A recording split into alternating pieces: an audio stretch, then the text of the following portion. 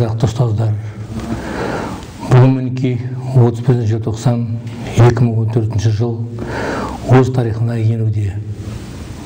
2014 жыл біздің мектебіміз үшін жақсы жыл болды деп айтуға болады. Биыл мектебіміздің 90 жылдық мерейтойын атап өттік. Мектептің материал-техникалық базасы нығаюда, оқушылардың білім қорлығы асуда деп айтуға болады. Жылдан жылға үлкен үлестерге ие болып келе жатырмыз. Оқушыларымызға, ата-аналарымызға, ұстаздарымызға бәріне де үлкен зор денсаулық тілеймін. Семьяда бақыт тілеймін. Әрқашанда жұмыс істеп жүрген жерлеріңіздің шығармашылық қажете беруіңізге тілектеспін.